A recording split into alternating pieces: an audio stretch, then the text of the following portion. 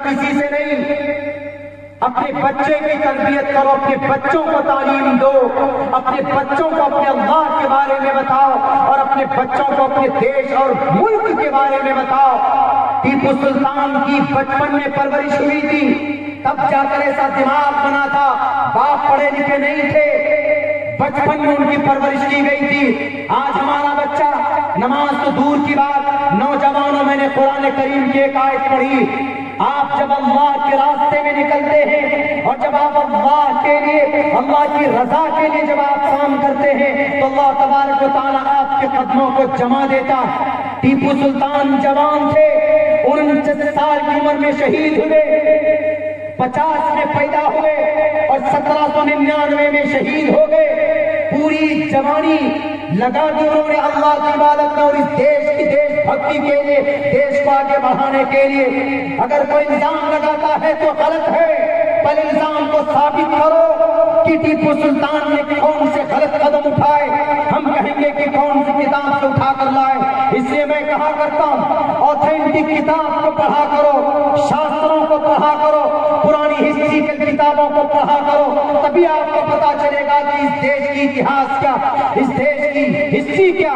खामखा जनाब नेताओं के कहने पर और सियासी लीडरों के कहने पर, बिजनेसमैन के कहने पर, अपने अपने एक तुर्रम खां के कहने पर आपस में लड़ पड़ते हैं। बहुत पुरानी दोस्ती इस देश के अंदर हिंदू मुसलमानों की रही। खुदा के वास्ते, अल्लाह के वास्ते इस मोहब्बत को, इस दोस्ती को दुश्मनी के अंदर न बदलो।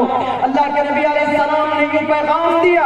अल्लाह के नबी ने फरमाया, ला यदखुलुल जन्नह मन ला यअमनु जारुहु मवाइक़हु।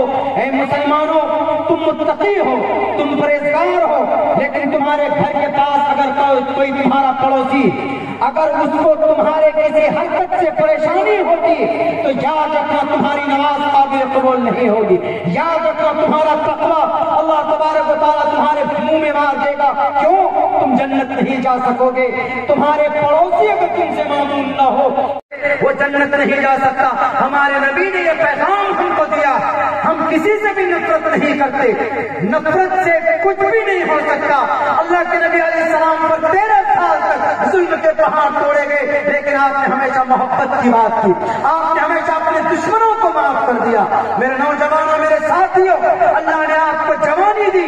आपका ये टीपू सुल्तान युवा जो कमेटी आपकी बनी हुई, इसको और मजबूत कीजिए और इससे सोशल काम कीजिए और भी ज्यादा वुसअत के साथ, मुस्लिम के साथ साथ में नॉन मुस्लिम में भी कीजिए, बिना भेदभाव के। क्योंकि अल्लाह के नबी ने 20 साल की उम्र में एक तंजीम बनाई थी, उस तंजीम का नाम था हिल्फुल फुजूल, और आपका मकसद सिर्फ ये था गरीबों की मदद, बेकसों की मदद, जो लाचार थे उनकी मदद।